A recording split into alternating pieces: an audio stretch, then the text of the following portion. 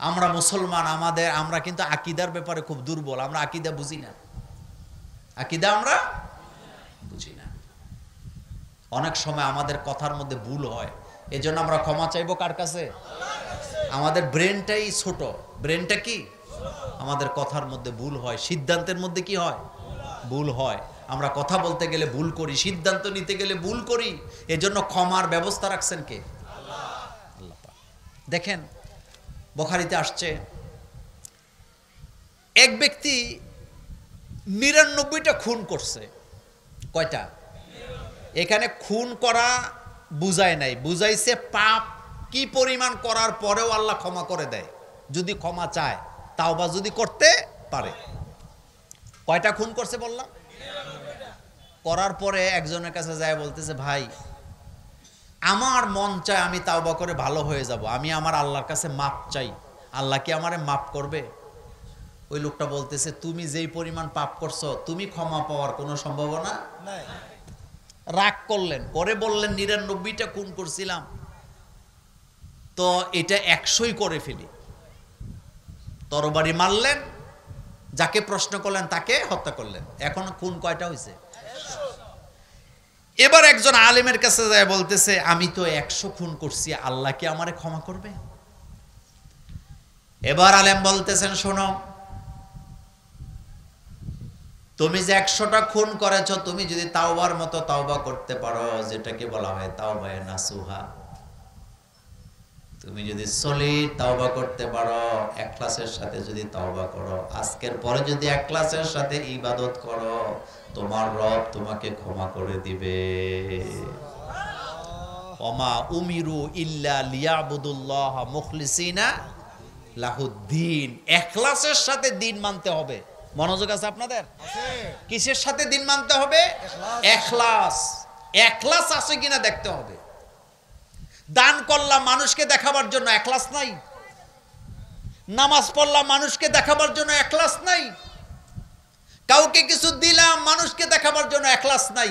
ইসলামে আন্দোলন করলাম মানুষ আমাকে বাহবা দেবে, ইখলাস নাই। কাজ করতে হবে শুধুমাত্র কাকে খুশি করার জন্য? আল্লাহকে খুশি করার জন্য। আল্লাহ ছাড়া কাউকে খুশি করার চিন্তাও করা যাবে না। আচ্ছা বলেন তো, কবরে আমাদের সাথে কেউ যাবে? চেষ্টা করলে যেতে পারবে? আমি যে স্ত্রীকে নিয়ে ঘর সংসার করি, তিনি কি আমার সাথে যাবে? বলেন যাবে? যাবে?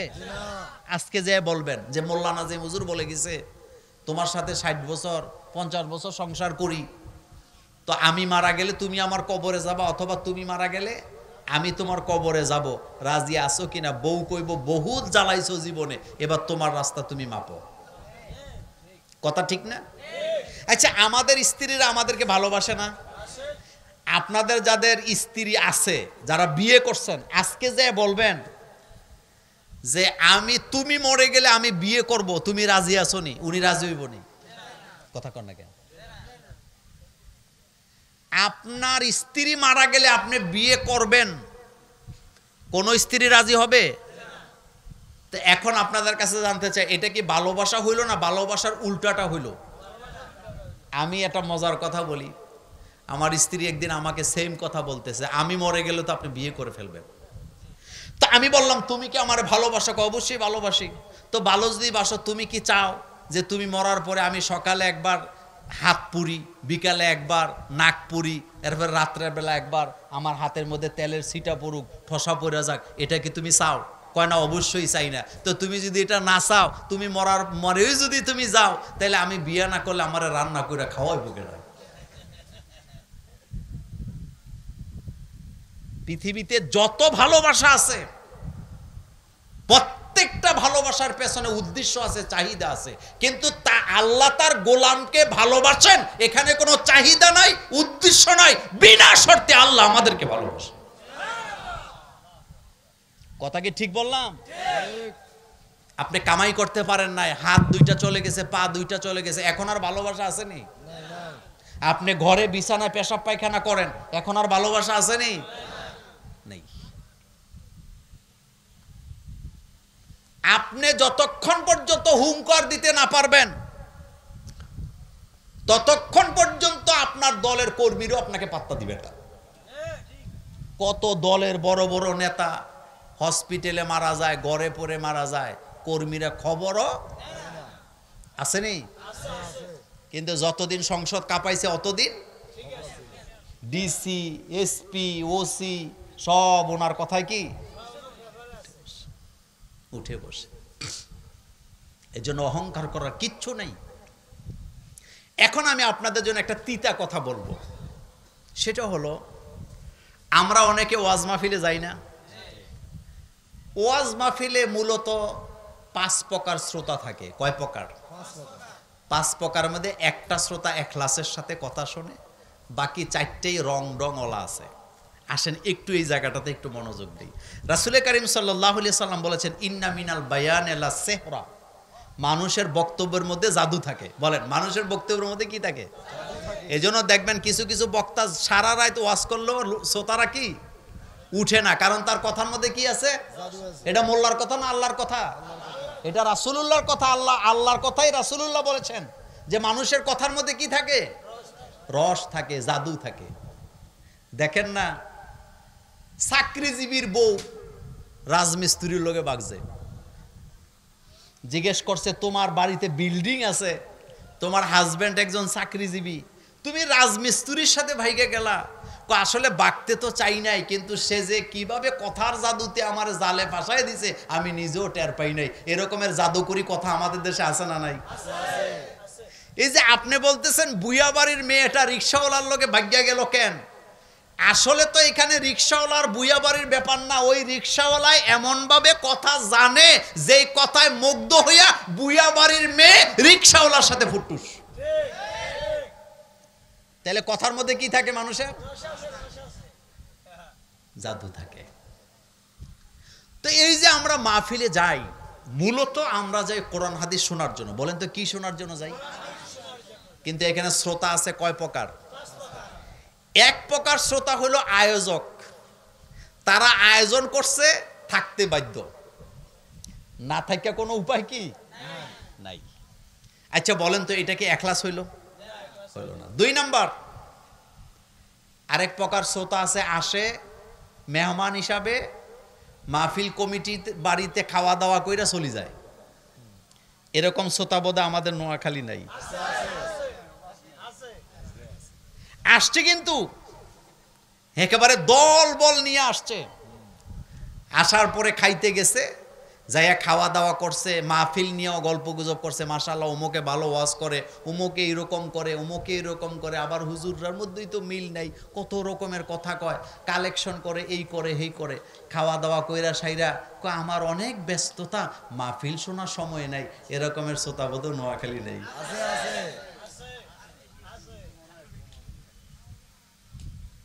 জীবনে বহু মাহফিলে গেছি, যাইয়া খানার জন্য বসতে জায়গা পাই না, কারণ নেতারা দখল করে রাখছে। কারা দখল করে রাখছে? এই কথাগুলি সত্য না মিথ্যা? সত্য। কয়টা গেছে? 3 নাম্বার শ্রোতা আসে, কিছু শ্রোতা আছে আসে বক্তার কণ্ঠ শোনার জন্য। কথা কি সত্য? মানে ওনার কণ্ঠটা কেমন, বাঁশির মতো বাজে কিনা, একেবারে এদিক দিয়ে ঢুকে এদিক দিয়ে বাইরে হয় কিনা। আচ্ছা বলেন তো কণ্ঠ এটা কে দিছে? আল্লাহ দিছে। আমরা এখানে প্যান্ডেলের ভিতরে যে কয়েকশো লোক আছি, আমাদের সবার কণ্ঠ কি একরকম? আলাদা আলাদা বানাইছেন কে? এটা সৃষ্টির সৌন্দর্য। কেন বলি? মনে করেন আমার কণ্ঠ যদি আরেক যুবকের সাথে মিলতো, ওই যুবক যদি আমার কণ্ঠ নকল করে আমার ঘরে যায়, আমার স্ত্রীর ঘরে আমার মতো করে ডাক দিয়া ঘরে ঢুকতো, তাহলে আমার স্ত্রীর ইজ্জত যাইতো নাকি যাইতো না? পৃথিবীতে যদি 800 কোটি মানুষ থাকে, 800 কোটি মানুষে আল্লাহ 800 রকমের কণ্ঠ দিয়ে বানাইছে। একই মারগরের 4 ভাই, একজনের সাথে আরেকজনের কণ্ঠ মিলে না, যাতে করে একজন আরেকজনের নাম নিয়ে ধোকাবাজি করতে না পারে। কিন্তু কণ্ঠ শুনতে আসে, এরকম আসেনি? প্রত্যেকটা কণ্ঠ আল্লাহর দান, এবং যার কণ্ঠটা যেভাবে দিলে তার চেহারার সাথে মিলবে, কণ্ঠটা যেমন হইলে দূর থেকে কণ্ঠ শুনলে তার চেহারাটা মানুষের ব্রেনে বাসবে। প্রত্যেকটা মানুষকে আল্লাহ এই ধরনের কণ্ঠ দিয়া সৌন্দর্য দিয়ে আল্লাহ বানিয়েছেন। এটা আল্লাহর সৃষ্টির সৌন্দর্য। 4 নাম্বার শ্রোতা হলো মাহফিল শুনে শেষ পর্যন্ত কিন্তু আমল করার কোনো নিয়ত নাই। আসেনি? আসেনি? এই 4টা বাতিল। এই 4টা কি? কিন্তু 5 নাম্বার সর্বশেষ, অমা উমিরু ইল্লা লিয়াবুদুল্লাহ মুখলিসিনা লাহুদ্দিন। উনি আসছে এই নিয়তে যতটুকু শুনবো আমল করার চেষ্টা করব, যতটুকু শুনবো আমল করার চেষ্টা করব। এই নিয়তে যারা মাহফিলে আসছেন তিনি প্যান্ডেল থেকে বের হওয়ার আগে আল্লাহ তাকে মাসুম বানায় দিবে। তাদের জন্য ফেরেশতারা দোয়া করবে। কারা দোয়া করবে? আচ্ছা বলেন তো, শুধু শোনার নাম ঈমান না মানার নাম ঈমান? সামিয়ানা ও আতানা, বলেন সামিয়ানা ও আতানা গুফরানাক। আল্লাহ পাক বলেন যারা শুনলো আর মানলো আমি বললাম যা ক্ষমা করে দিলাম। সেজন্য মাহফিলে যাব, লম্বা সময় ওয়াজের দরকার নাই, লম্বা কথার মধ্যে কোনো বারাকা কি? আচ্ছা কোরআন যে আল্লাহ নাজিল করছেন, লম্বা করে কখনো কি আল্লাহ কোরআন নাজিল করছেন? না, করে নাই। কোরআন কখনো এক আয়াত, কখনো একটা ছোট্ট সূরা, কখনো এক রুকু, কখনো 2 রুকু, যতটুকু বান্দা সহ্য করতে পারবে অতটুকু নাজিল করলেন কে? এবার একটা শেষ কথা বলবো আপনাদের জন্য, সেটা হলো মাদ্রাসায় স্কুলে ছেলে মেয়ে আছেন আমাদের, একটা কথা মনে রাখবেন, একটা বাচ্চা তার ব্রেন নিতে পারে আধা পৃষ্ঠা। কয় পৃষ্ঠা? আপনি পিডাইয়া কখনো তাকে 1 পৃষ্ঠা মুখস্থ করাবার চেষ্টা করবেন না। 2 নাম্বার, নাবালক বাচ্চা, যেই বাচ্চাটা মা ছাড়া বাপ ছাড়া থাকতে পারে না, তারে কখনো আপনি মাদ্রাসায় নিয়ে তালা দেওয়ার ব্যবস্থা করবেন না। গত কয়েকদিন আগে একটা দৃশ্য দেখে আমার চোখ থেকে দরদর করে পানি পড়ছে। সেটা কি? সিলেটের ঘটনা। মাদ্রাসা চতুর্দিক থেকে তালাবদ্ধ, নাবালক বাচ্চা, এই যে এত বড়, এই বাচ্চাটা 3 তালা থেকে একটা এসির উপরে এসে বসে আছে এমন জায়গায়, বাচ্চাটা যদি হুচুট খেয়ে পড়ে যেত নিশ্চিত বাচ্চাটা মারা যেত। কথা ঠিক কি না? আচ্ছা এখন আপনার কাছে আমার প্রশ্ন, এত ছোট্ট বাচ্চাকে মাদ্রাসায় রাইখা তালা দেওয়ার কোনো দরকার আছে? আমাদের নবী মুহাম্মদ সাল্লাল্লাহু আলাইহি ওয়াসাল্লামের উপর কোরআন নাযিল হয়েছে কত বছর বয়সে? কথা কন না কেন? কয় বছর বয়সে? আল্লাহ কি ইচ্ছা করলে রাসূল সাল্লাল্লাহু আলাইহি ওয়াসাল্লামকে 1 বছর বয়স থেকে কোরআন দিতে পারতেন না? আল্লাহর ক্ষমতা আসেনি? অবশ্যই আছে। কেন মানুষের মতো নির্যাতন করবেন? পৃথিবীর সমস্ত মানুষকে আল্লাহ হাফেজ হওয়ার জন্য দুনিয়াতে পাঠায় নাই। সব মানুষকে আল্লাহ রিকশা চালাবার জন্য পাঠায় নাই। সব মানুষকে আল্লাহ রাষ্ট্র চালাবার জন্য পাঠায় নাই। সব মানুষকে আল্লাহ বক্তা হওয়ার জন্য পাঠায় নাই। সব মানুষকে আল্লাহ বিমান চালাবার জন্য পাঠায় নাই। আলাদা আলাদা কর্ম করার জন্য আল্লাহ সিদ্ধান্ত দিয়ে দিছে, ফাদ্দালনা বাদাহুম আলা বাদ। যাকে আল্লাহ যেটার জন্য বানাইছে সেটার জন্য আল্লাহ তাকে কবুল করবেনই।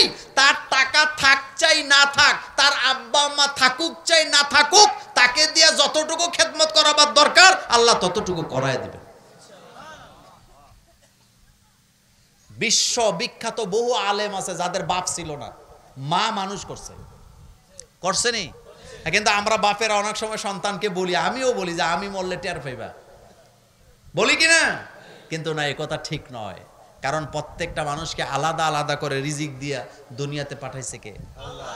এজন্য বাচ্চাদেরকে চাপায় দিবেন না। মনে করেন একটা বাচ্চাকে আপনি ইংলিশে ভালো বানাতে চান, 10টা ইংরেজি বই পড়লে বাচ্চা ইংরেজিতে ভালো হবে এমন কথা কোথাও নাই। একটা ইংরেজি বই যদি ভালোভাবে পড়ে 10টা বই সে পড়ার যোগ্যতা অর্জন করতে পারবে কিনা?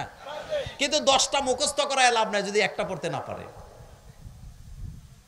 একটা বাচ্চাকে যখন কোরআনের সবক দেওয়া হয়, হেফজখানার শিক্ষক বুঝতে পারে সে কত বছরে সে হেফজটা শেষ করতে পারবে। সেজন্য আমি বলি, ইমামতি করার জন্য যতটুকু দরকার, মনে করেন 30 পারা 29 পারা, কথা ঠিক না?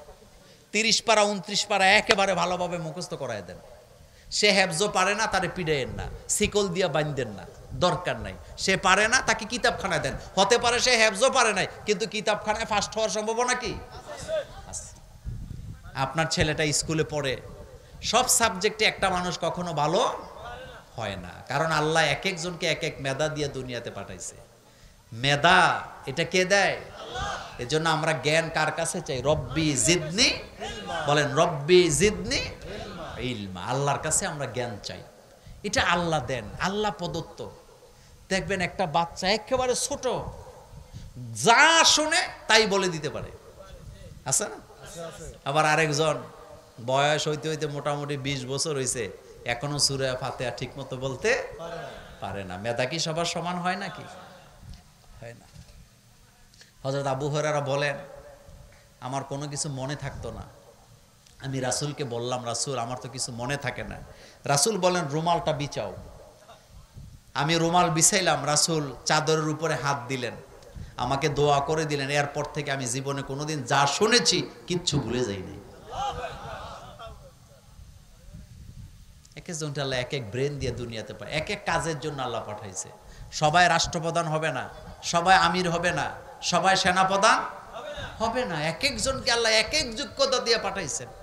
কেউ ওয়াজে ভালো, কেউ আবার কিতাবে ভালো, কেউ পড়ায় ভালো, আবার কেউ ভালো ছাত্র ছিল কিন্তু ভালো পড়াতে পারে না, কারণ আল্লাহ তাকে যোগ্যতা কি।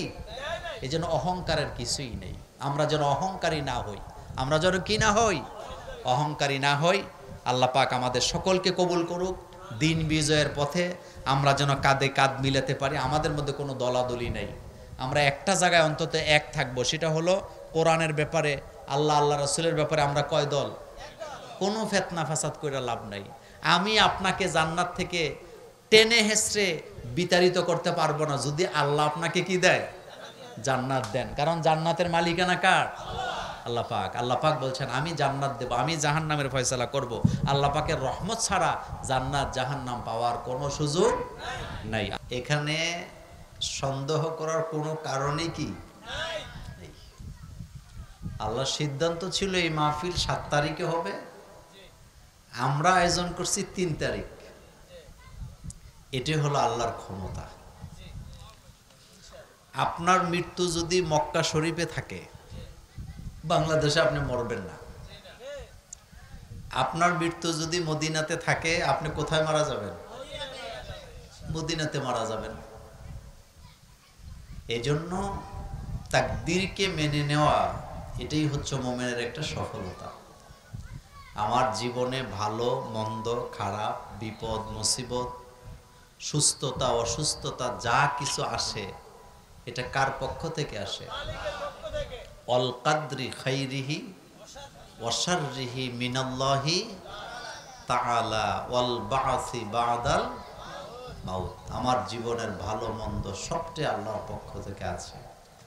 আল্লাহর সিদ্ধান্তের বাইরে মাখলুক কখনো চলতে পারে না। আমরা দোয়া করছি, আল্লাহ তুমি দয়া করে মাহফিলটিকে কবুল করো।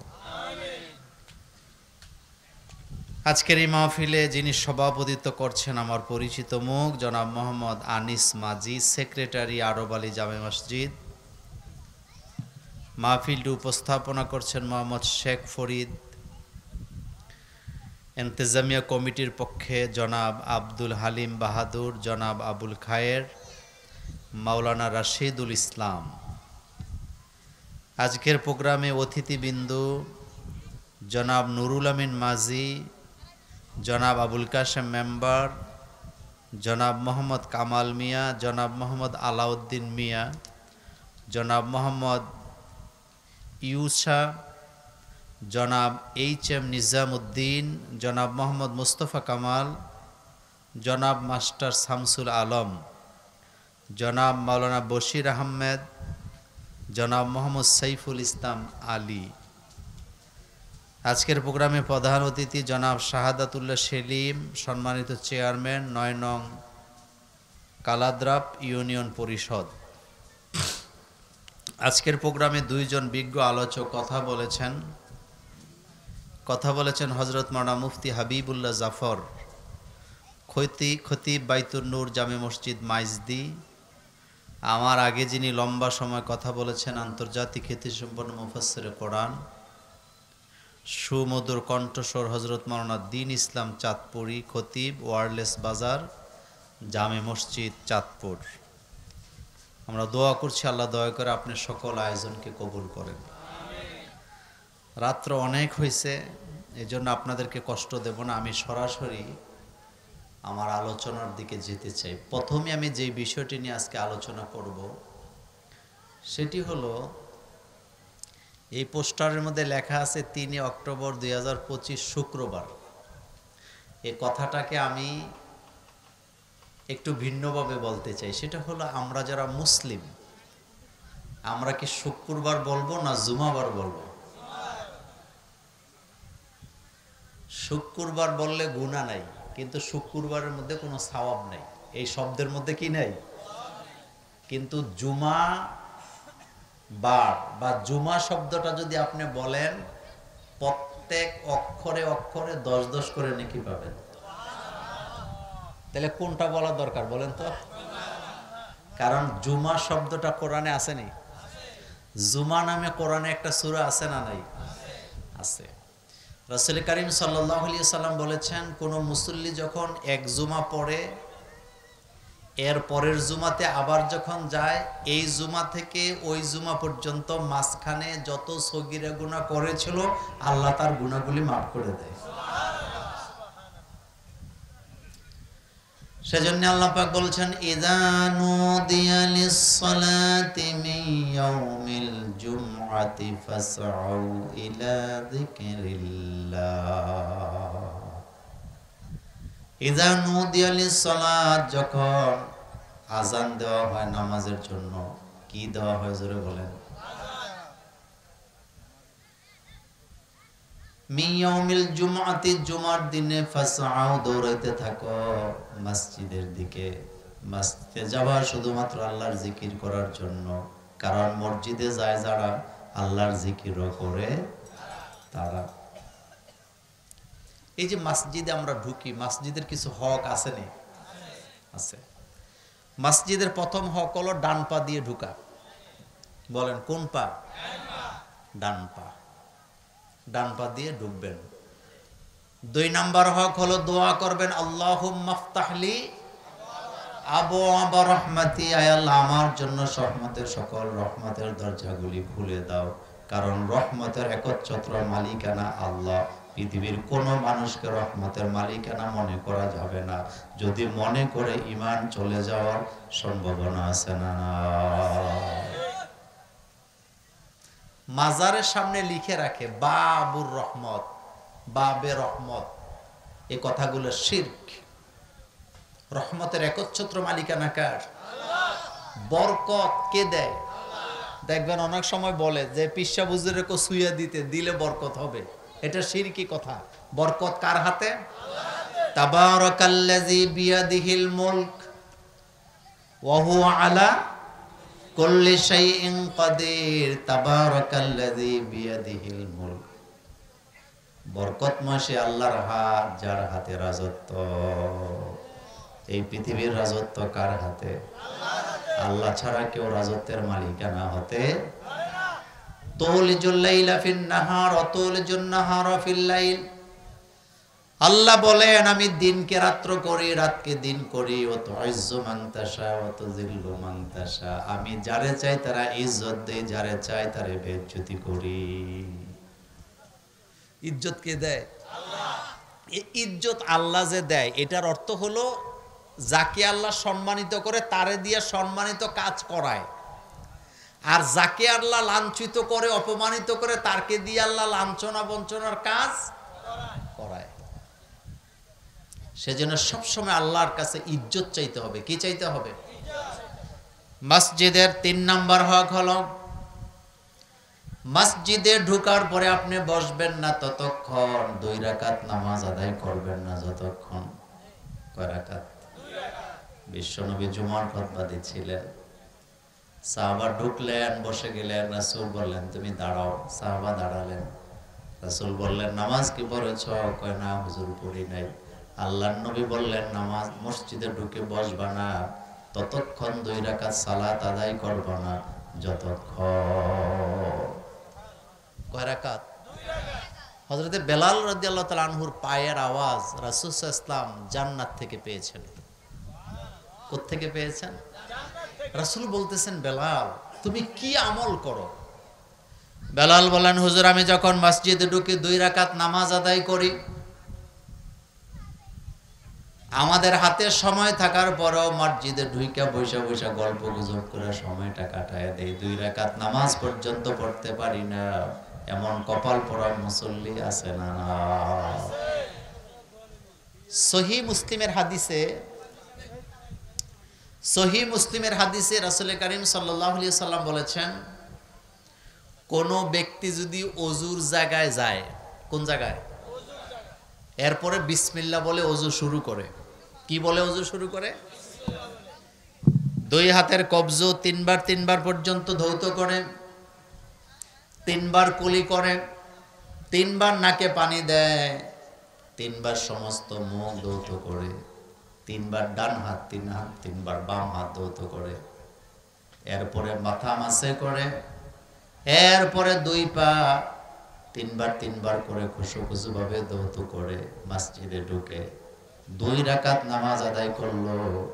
যেই নামাজের ভিতরে আল্লাহ ছাড়া তার সাথে কারো সাক্ষাৎ হয় নাই, তার মানে নামাজ পুরাটাই আল্লাহর কথা মনে ছিল, দুনিয়ার কারো কথা মনে হয় নাই। এই 2 রাকাত নামাজ আল্লাহর জান্নাতে তাকে নিয়ে যাবে। রাসূল বলছেন এই 2 রাকাত নামাজ তার জন্য যথেষ্ট। সুবহানাল্লাহ পড়ুন। কিন্তু নামাজ হইতে হবে কার জন্য?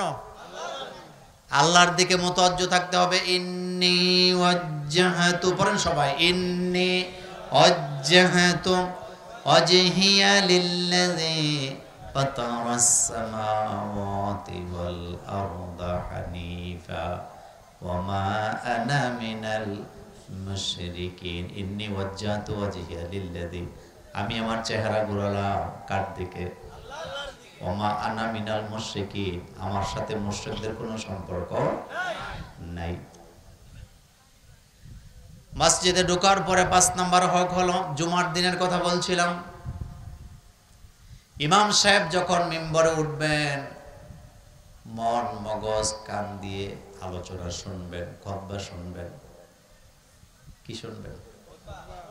আমার দেশের অনেকে খুতবার সময় মসজিদে থাকে না, একামত দিলে ঢুকে, অথবা আমাদের দেশে তো খুতবা আরবিতে পড়ে, আগে বাংলাটা হুজুররা আলোচনা করে ওই আরবি খুতবার সময় উনি আসে। আচ্ছা আরবি কি আমরা বুঝি বলেন তো? কথা কন না কেন? সাধারণ মানুষেরা আরবি বুঝে? তা আপনি তো আসবেন তখন যখন বাংলা আলোচনা শুরু হয়, ওইটাও খুতবার অংশ। আমরা মনে করি ওইটা বোধহয় কি না খুতবা না, কিন্তু না, ওইটাও খুতবার কি অংশ। খুতবা শোনা। আর জুমার দিনে নামাজ, আপনি মসজিদে ঢুকবেন, যতক্ষণ ইমাম সাহেব মিম্বরে না উঠবে 2 রাকাত পড়তেই থাকবেন, ততক্ষণ ইমাম সাহেব মিম্বরে উঠবে না যতক্ষণ। এরপরে নামাজ 2 রাকাত নামাজের জুমাতে অংশ নেবেন। এরপরে ফরজ নামাজের পরে কয় রাকাত? এরপরে কয় রাকাত? 2 রাকাত। এরপর আল্লাহ পাক বলছেন, ফাইদা কুদিয়াতিস সালাতু ফান্তাশিরু ফিল আরদ, যখন তোমার নামাজ সমাপ্তি হবে জমিনের মধ্যে ছিটায় যাও, ছড়ায় যাও, কর্মজীবনে লেগে যাও। এই কথার ব্যাখ্যায় আসছে তুমি তোমার দোকানপাটে যাও, কৃষি কামারে চলে যাও, কিন্তু খবরদার নামাজ শেষ না করে যাওয়া যাবে না। আবার নামাজ করার পরে মসজিদে ঘুমায়া থাকা যাবে না। নিজের কাজ কর্ম করার জন্য দায়িত্ব কাঁধে তুলে দিয়েছেন কে? আল্লাহ যেন আমাদেরকে জুমার মর্যাদা দান করেন, আমরা বলি আমিন। জুমার দিনের যেমন মর্যাদা আছে, প্রত্যেকটা বারেরই আল্লাহর কাছে কি আছে? মর্যাদা আছে। ওই বিষয়ে আজকে আমি আলোচনা করব না, আমি আমার অন্য আলোচনায় চলে যাই। দেখেন, খুব লম্বা ওয়াজ আমি করি না, এটা আমার আদতে নাই, আপনারা জানেন। তা আজকে আমি আপনাদের জন্য কয়েকটি পয়েন্টে কথা বলবো। প্রথম কথা হচ্ছে, কোরআনুল কারীম এমন একটি কিতাব যেই কিতাবের শত্রু যেদিন কোরআন নাজিল হয়েছে সেদিন থেকে শুরু হয়েছে, কিয়ামত পর্যন্ত শত্রু থাকবে। কোরআনুল কারীমের প্রথম বিরোধিতা করেছেন আবু জাহিল, আবু লাহাব, উতবা, সাইবা, মুগিরারা। কথা ঠিক না? তাদের বিরোধিতার ধরনটা ছিল ভিন্ন রকম। সেটা কি? রাসূল তেলাওয়াত করলে তারা গন্ডগোল করত, আওয়াজ করত, সুরগুল করত। রাসূল যতটুকুন সুরে আওয়াজে কোরআন তেলাওয়াত করতেন, কাফেরা তার চাইতে আরো বেশি জোরে চিল্লাইত। এ কথা কার? وقال الذين كفروا لا تسمعوا لهذا القرآن। কাফেররা বলতো খবরদার কোরআন শুনবা না, কোরআন তেলাওয়াত করার সময় তোমরা গন্ডগোল করো। ওয়ালগাউ ফীহি লাআল্লাকুম তাগলিবুন।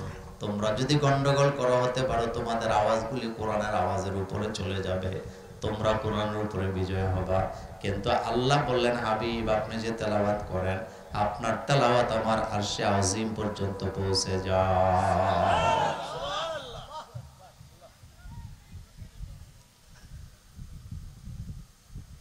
মক্কায় রাসূল জন্ম নিলেন, 40 বছর পর্যন্ত কোনো শত্রু ছিল না।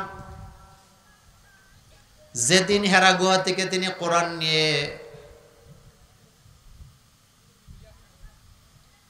কুরাইশদের সম্প্রদায়ের কাছে গেলেন অথবা মক্কাবাসীর কাছে গেলেন, এখন শত্রু আছে না নাই? এখন কই মুহাম্মদকে কথা বলতে দেওয়া যাবে না। 3টা শর্ত দিছে তারা। 1 নাম্বার শর্ত দিছে হয় মুহাম্মদকে দেশ থেকে বের করে দাও। 2 নম্বরে তারা বলছে জেলখানায় ঢুকায় দাও। 3 নম্বরে তারা বলেছে অথবা মুহাম্মদকে হত্যা করো। আল্লাহ বলেন, হাবিব তারা যত ষড়যন্ত্র করুক না কেন, একটা ষড়যন্ত্র আমি তাদেরকে বিজয় লাভ করতে দেই নাই। কারণ আমি আপনাকে হেদায়েত সহকারে দুনিয়াতে পাঠাইছি আপনি আমার দিনকে সমস্ত দিনের উপরে বিজয় করে দেওয়ার জন্য।